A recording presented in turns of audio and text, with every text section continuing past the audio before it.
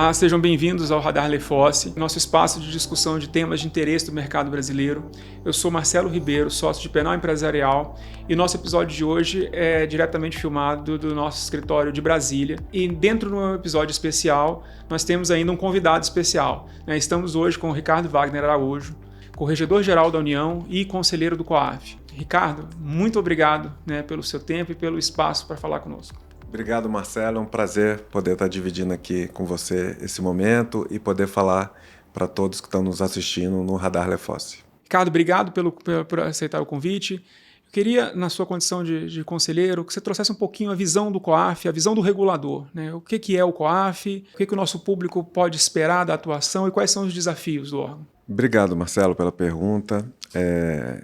Apesar do COAF ter sido criado em 98, ainda pouco se sabe sobre o COAF. O COAF é Conselho de Controle de Atividades Financeiras, é um órgão vinculado hoje atualmente ao Banco Central, composto por membros de 12 órgãos, de diferentes órgãos, como CGU, como Polícia Federal, como SUSEP, e basicamente nós somos reguladores de algumas atividades, órgão regulador de atividades envolvendo bens de luxo, joias, factoring, compra e venda de automóveis, veículos e também agenciamento de atletas e de artistas. E para todos os outros setores regulados, por exemplo, o mercado financeiro, mercado de seguros, mercado de planos de saúde, nós recebemos as informações de inteligência geradas ou operações suspeitas ou operações em espécie e geramos os chamados relatórios de inteligência financeira para aquelas situações que a gente entende que pode haver alguma suspeita aí de irregularidade envolvendo lavagem de dinheiro, financiamento ao terrorismo,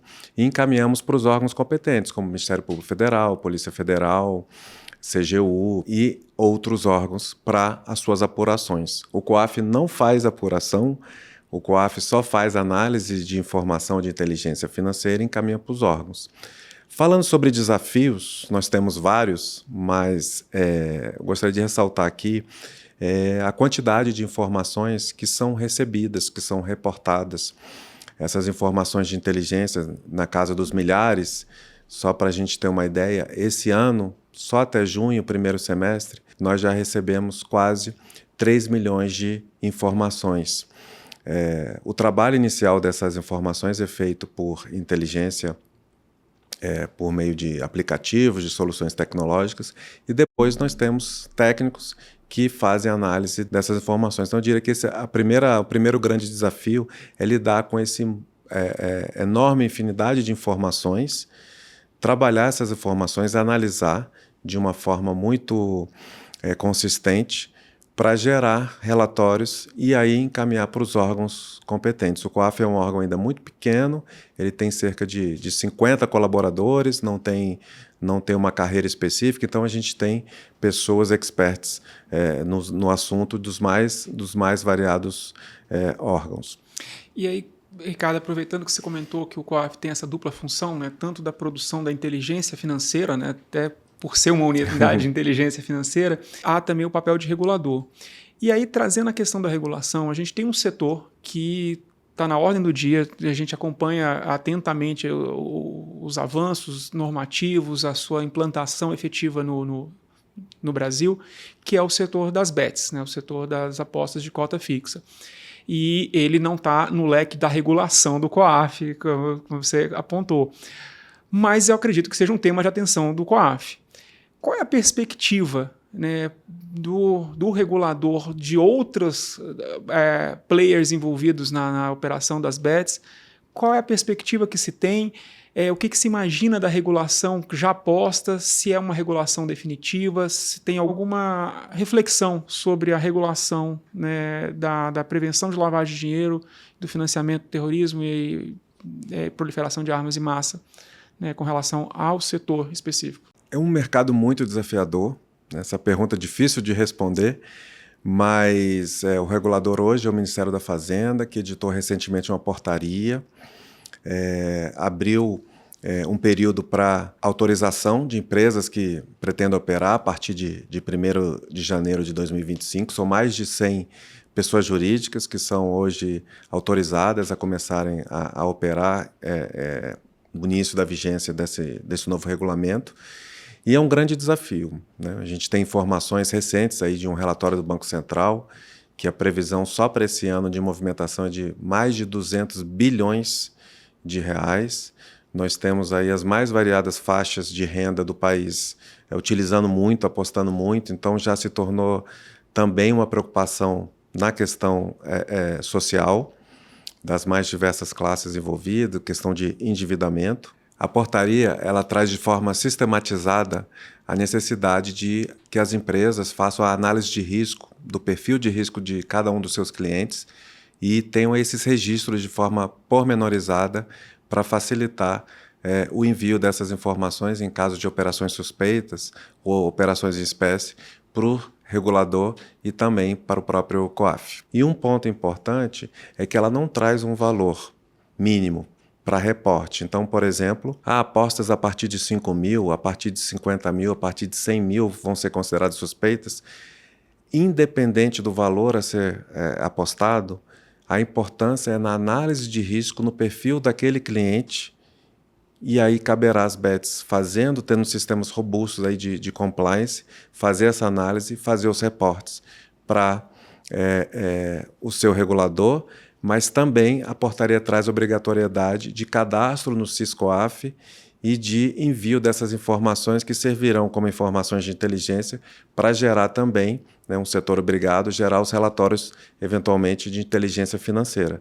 Então, não somos o regulador, mas eles são obrigados, então vão ser nossos clientes também e temos hoje uma preocupação muito grande pelo valor envolvido, pela quantidade de pessoas que apostam e também por esse desafio de a análise ser feita com base em riscos. Então, é um desafio muito grande que está vindo aí a partir de 1º de janeiro, quando efetivamente vão começar a ser feitas essas fiscalizações e análise das informações recebidas. Perfeito. Quando você fala da análise com base em risco, é interessante essa desconexão com o valor da transação, né? Porque a gente tem o cenário de uma transação pequena poder chamar a atenção pelo perfil do usuário, pela reiteração, pelos horários de acesso, enfim, por uma série de situações que podem despertar suspeita.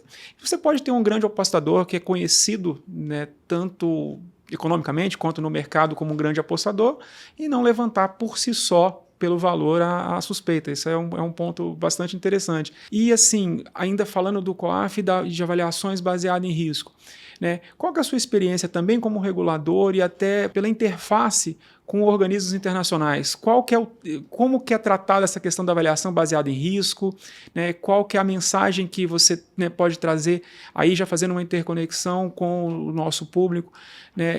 Como lidar com a interface, avaliação baseada em risco e alguma recomendação, sugestão para o setor empresarial? A metodologia da avaliação baseada em risco, ela vem de um padrão internacional, então ela é uma recomendação do GAFI e ela é muito importante porque ela vai demonstrar para nós, reguladores, que as empresas, os regulados que têm um sistema robusto, eles não só estão preocupados com as operações suspeitas, a análise de risco em relação ao perfil do cliente, a atividade que ele exerce, aonde ele opera, se é só em nível nacional, em nível internacional, quem são aquelas relações de negócio que ele tem com outras pessoas físicas e outras pessoas jurídicas, mas nos ajuda muito porque nós temos recebido milhares de informações.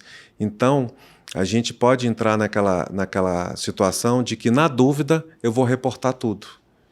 E isso também não é bom. Não é bom não reportar, mas também não é bom reportar tudo, porque isso vai causar uma infinidade de informações recebidas e que nós não vamos ter condições, quer seja pela nossa estrutura ou por hoje os sistemas utilizados, analisar da forma mais detida e da forma mais adequada todas aquelas informações recebidas. Então é muito importante que essa análise cada vez seja mais madura, melhor realizada e muito adequada ao perfil de negócio, o perfil de atuação e o perfil financeiro dos seus clientes, dos seus colaboradores, dos seus parceiros de negócio, para que isso seja, vamos dizer assim, um primeiro crivo, uma primeira análise, um primeiro filtro feito pelas instituições reguladas e que quando isso chegue como um reporte de operação suspeita ou uma operação em espécie para nós do COAF, que a gente tenha uma maior segurança e uma melhor análise das informações recebidas. Faz muito sentido a questão da avaliação baseada em risco com o conhecimento inteiro da sua atividade, né? Então, tem que conhecer o cliente, tem que conhecer bem as eventuais sazonalidades, eventuais dificuldades. Acredito que uma boa interface com o regulador pode ser considerada um bom desempenho da sua atividade, não apenas voltada, enfim, para o fim útil, final, né, da atividade em si, que é a produção de riqueza, a geração de empregos, mas também a compreensão dos direitos e obrigações aí com relação ao regulador. Isso é muito importante, essa sua fala, porque a gente precisa, como órgão público, como órgão da administração, a gente precisa quebrar um pouco essa barreira de não falar tanto com os órgãos regulados, com a iniciativa privada. É muito importante, precisamos ser parceiros, a gente precisa atuar coordenadamente e nós precisamos entender a realidade de vocês no dia a dia, os casos concretos, as dificuldades, as sensibilidades das situações que ocorrem na vida real, vamos dizer assim, e vocês entenderem também quais são as nossas, não só atribuições, mas quais são os nossos grandes desafios e o que a gente como regulador espera, o que a gente deseja que seja a melhor forma de atuação. Então, é muito bom estar aqui podendo falar um pouco sobre o COAF, desmistificar um pouco a nossa atuação, nos colocarmos à disposição para conversar sobre os mais diversos assuntos e trazer essa questão, esse grande desafio das bets, que hoje está na pauta do dia. Se a gente olhar agora a internet, vamos ter várias notícias do dia em relação às bets, a valores, a quantidade de pessoas envolvidas, as classes que estão jogando, classes sociais, todas praticamente, e hoje já ter virado uma questão de preocupação de outras áreas que não só as financeiras, por essa questão social. Todos os impactos que são relevantes. Todos os impactos, exatamente. Então, é muito bom que a gente esteja conversando agora e que a gente continue conversando, trocando ideias, para que a gente possa ter uma economia estável, para que a gente possa ter um mercado regulado, sim, mas cada vez mais com mais players, com mais atividades, com mais valores agregando aí para a sociedade. Ricardo, muito obrigado pelas valiosas contribuições. Acredito que todos que nos assistem conseguiram compreender os desafios do regulador, compreender que o mercado das bets, até pela magnitude, pelos valores envolvidos, é um ponto de sensibilidade e que aí a gente vai ficar no aguardo tanto do desenvolvimento dessa atividade, que de uma maneira oficial é para 1º de janeiro, e aguardar, sobretudo, os desafios que ela nos trará.